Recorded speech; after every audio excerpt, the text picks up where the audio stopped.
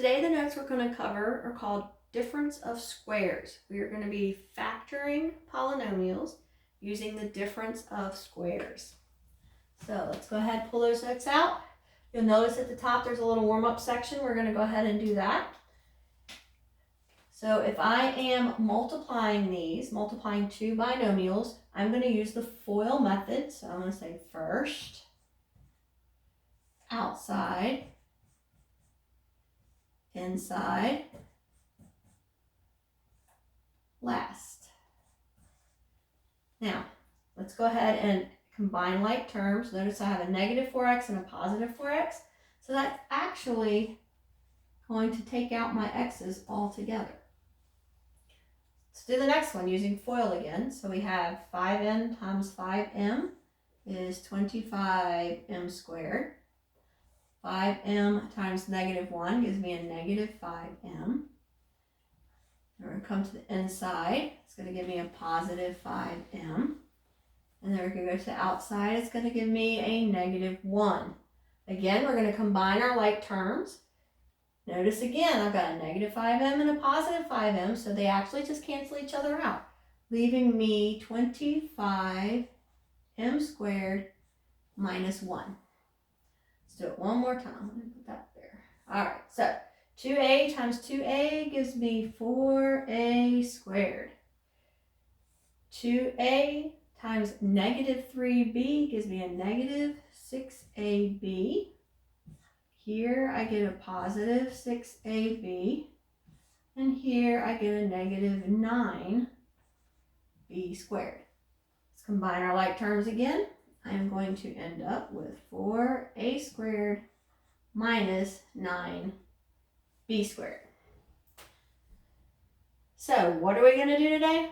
We are going to take these and we are going to turn them back into these. We are going to factor them out, take them back to the products. Now, in order to have a difference of squares, a couple of things have to happen. And you have to look for these. You have to be very, very careful. One, it must be a difference, meaning it has to be subtracted. You notice that every single one of these has a subtraction sign. So one, it has to be a difference, and two, it has to be squares. They both have to be perfect squares. If I look at this, x times x gives me x squared. That's a perfect square. 4 times 4 gives me 16. That's a perfect square. 5 times 5 gives me 25. M times n gives me m. 1 times 1, still a perfect square. So you notice each one of these, 4a squared, 9b squared, all of these are perfect squares.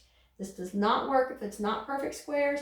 It does not work if it's addition. It must be a difference of squares. So these are the things we have to look for while we're doing all of these problems. Now, how do we factor it back out? Well, this is actually kind of easy. I know I'm going to have two things that are going to multiply. So what I'm going to do is say, well, if I take the square root of a squared, it's just a, right? So I'm going to put my a, Then I've got my 4. So I'm going to take the square root of it, which is 2. So I've got 2 and 2. In order for that to be a negative, 1 has to be positive, 1 has to be negative. That right there, I have factored out using difference of squares. So let's look at the next one.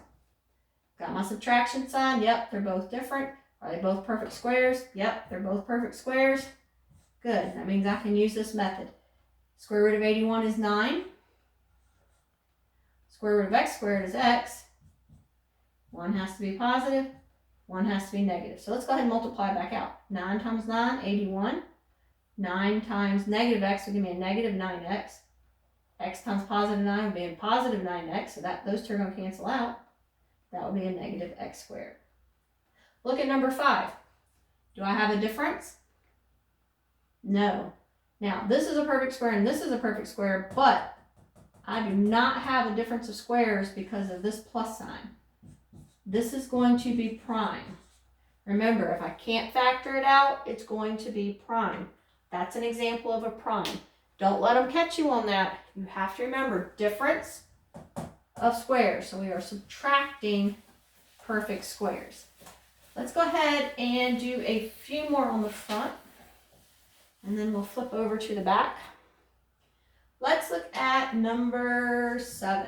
We have 9b squared minus 100. So, is it a difference? Yes. Are all of these perfect squares? Yes. So now we can factor it out.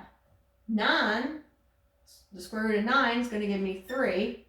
Square root of b is just going to be 1b. If I take 100, take the square root, that's 10. 1's addition, 1's subtraction. Let's look at number 10.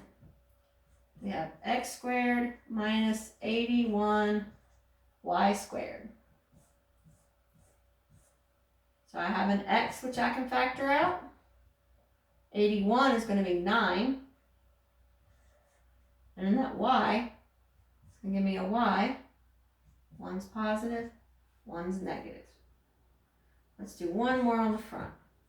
We've got 4h squared, this is number 11, minus 25g squared. So let's go ahead and factor that one out. 4 is going to give me 2. H squared is going to give me h. Got my plus, got my minus. 25 is going to give me 5. G squared is going to give me g. And you can always multiply these back out and check your answer. All right, let's go ahead and flip on the back and let's do a few more of the more complicated examples. We'll do a couple, well, let's do 2 on the top and then we'll go down to the bottom. So let's see, on the top, let's do 13 and 15. All right, 13, x squared, y squared, minus 1. Well, x squared is going to give me x. Y squared is going to give me y. And remember, to get that 1, 1 times 1 is 1. So I've got a 1 in each one of these. I have a positive. I have a negative. Let's look at 15. 4c squared minus 5a squared. Got my difference? But there's one thing wrong with this. Can anybody pick it out before I say it? 5 is not a perfect square. 5 is a prime number. We cannot factor that out. So this one is going to be prime. Remember, 2 things have to happen. 1, it has to be difference. 2, it has to be perfect squares. All right, let's go down to the bottom. Now, the bottom's a little bit different because we're going to actually look for a greatest common factor first. Now, our last notes were on greatest common factor and how to pull a greatest common factor out of our problem. So let's look at 21. 21, I have 2n squared minus 72. And as we continue doing factoring of polynomials, looking for a greatest common factor is going to always be the first thing that you're going to do. So let's look here. Is there anything that I can pull out that can go into both of these? Well, 2 can go into both of them. And when I pull out that 2, I'm going to be left with n squared there and 36 there. Now do you see what we have? We pulled out our 2. Now I have a difference of squares, don't I? These are both perfect squares, and that is subtraction. So I bring down this 2. Don't forget your 2. I'm going to have my n, I'm going to have my 6, I'm going to have my plus, and my minus. All right, let's look at 23. So 23 is 32 s squared minus 18 u squared. All right, what can I pull out of here? Again, I'm only going to be able to pull out 2. So when I pull my 2 out, I'm going to be left with 16 s squared minus 9 u squared. Now I have a difference of squares. All of these are perfect squares, and I have a subtraction. So bring down that 2. Don't forget that 2, because that's a factor as well. This is a factor, this is a factor, this is a factor. I have to multiply all 3 of these together to get me back to that original problem. So here I'm going to have 4s. Here I'm going to have 9u. Going to have a positive and a negative.